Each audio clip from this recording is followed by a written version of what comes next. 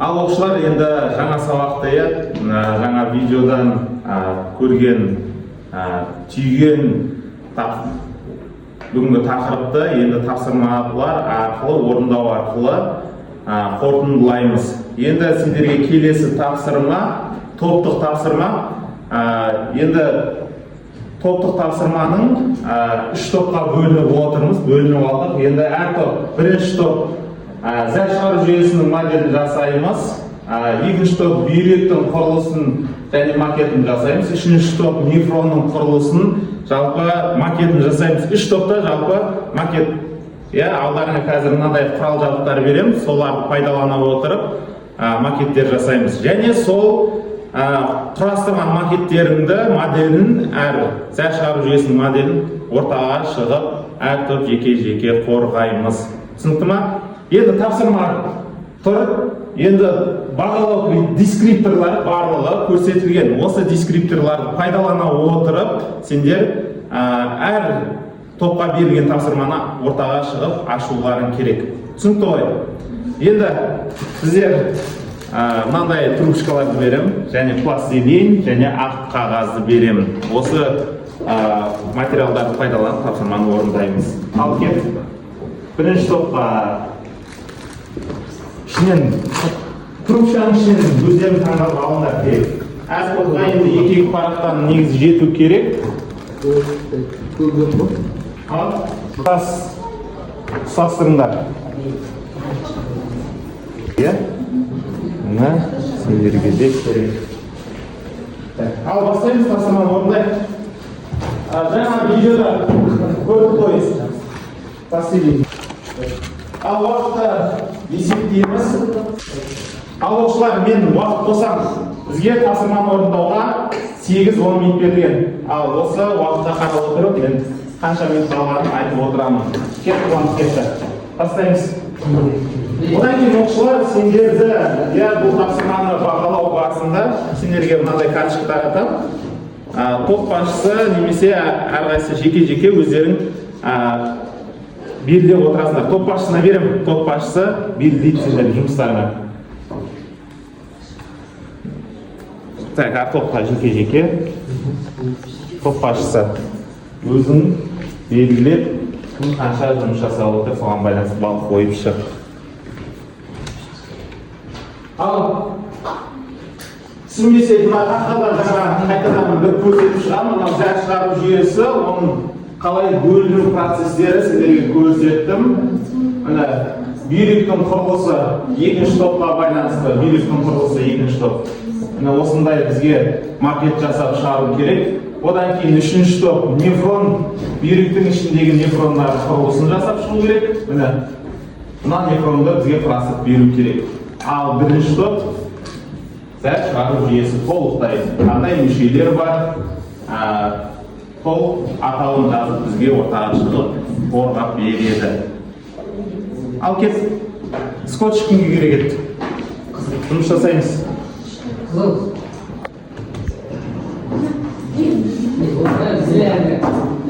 Тездетейік оқушылар. Түсінбеген жерлерін сұраймыз.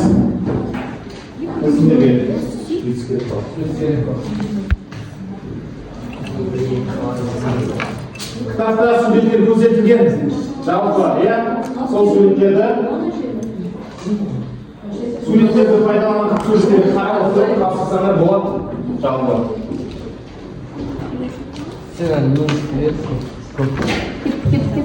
Ағам давай, бірінші пластилиндағы бүйректің формасын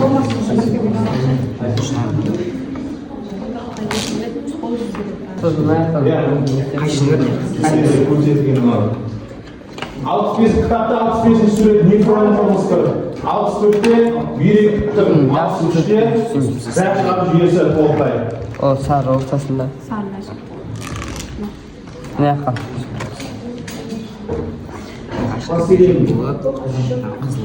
Открываться, принос. Цветной бумаги. Цветной бумаги. Бұл жұмыс оқушылар бір-бірімізге көмектесіп отырып, тапсырмаларды орындаймыз. Мына сендерде көрсетілген мына бір макеттер алып келдім. осы макетке бүйрек қандай болу керек, иә? Біреуін ашық. Оған қандай қан тамырлар беріп тұр? Иә, ана пластилин мен көк пен қызылды пайдаланып отырып құрастырасыңдар. Түсінікті ма? Иә. Енді бұған нені қосу керек? Әрі қарай жалғастыру үшін Сары. анау тақтада көрсетіп тұр, зәр түгі, есеп ағары, иә, қуықты қосып бізге макет жасап берулері керек. Тез оқушылар, тез бізде уақыт шектеулі. Ана қос.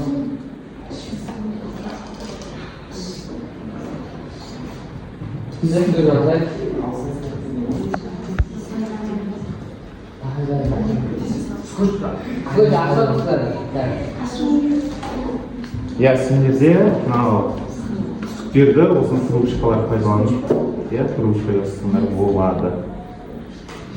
Пластилинмен жабыстырып, мына жерде.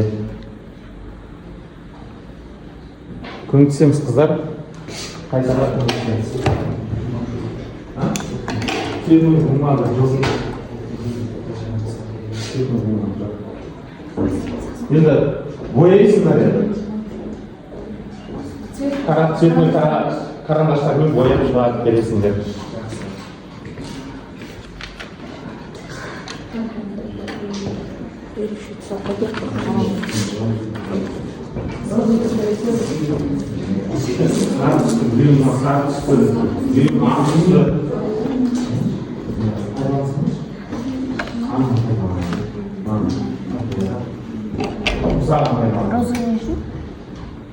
Сездетек оқушылар бізде жобасы.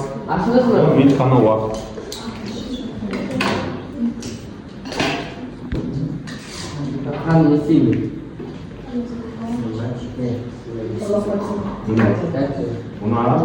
Бүйрек күйген үшін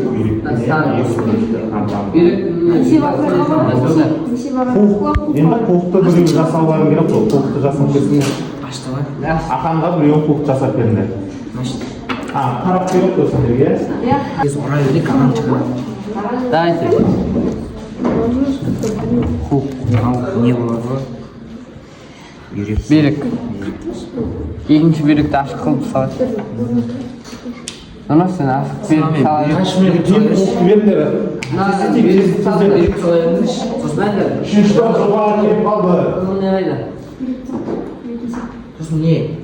Және қуықты салу керек. Қуықты, бүйректі ашық бүйрек.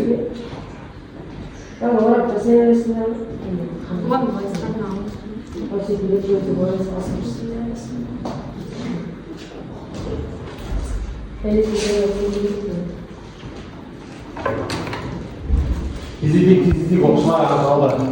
Бізде алтын минут болды. Қарап алды.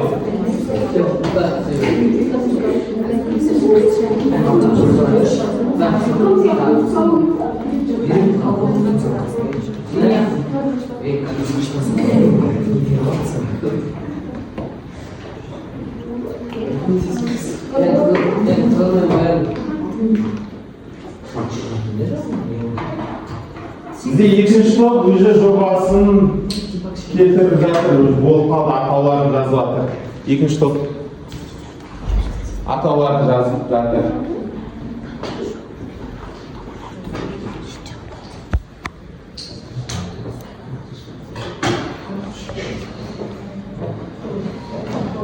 Бізде бірінші топта жобасы, бұларда енді аяқталуға жақын қалды.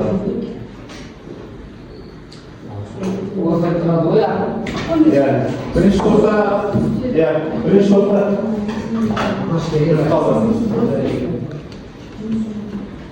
енді бізде тек қана үшінші топ бітпей жатыр. Үшінші топ тездетейік.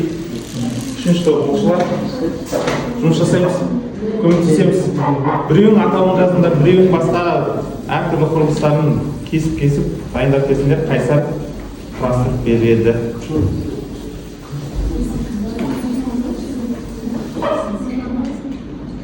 Бірінші топ почти бітті жобасы.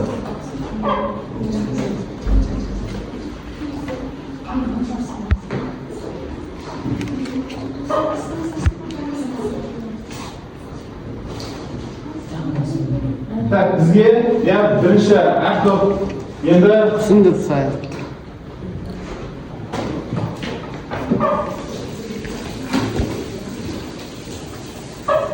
бірінші топтан бастап, енді не айтатындарыңды түйіндеп алыңдар.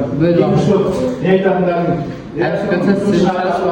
түйіндеп ойланыңдар. Үшінші топта ежелгі жобасы шешілес. Кім шығады? Ал бірінші топтан бастап шығамыз. 8 минут уақыт болды.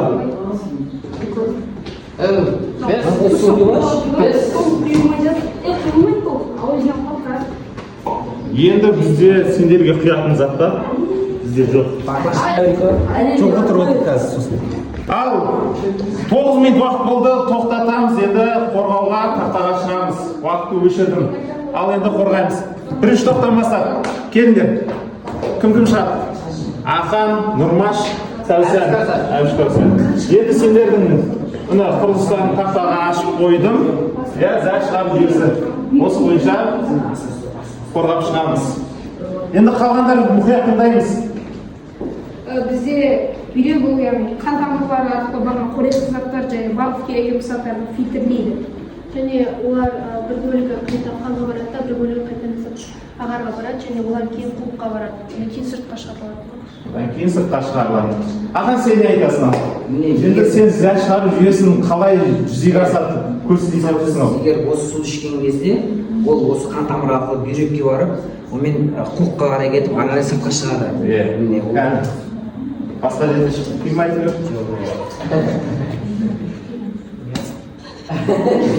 ма? Қараңдар, енді біздің зәр шығару жүйеміз осылай жүзеге жұмыс жасайды екен. Түсінікті ма? Қалған топтар не істейміз? Келісеміз ба? Бірінші топпен? Құрметпен ортаға отырғызайық. Ал екінші топ.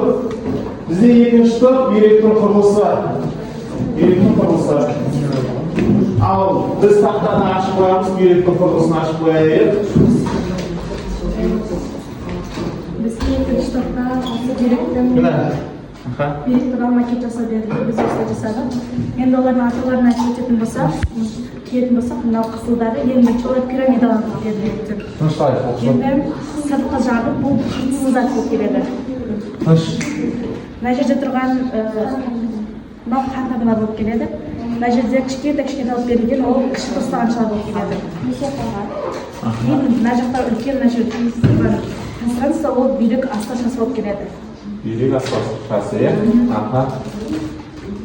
қабылдаймыз ба?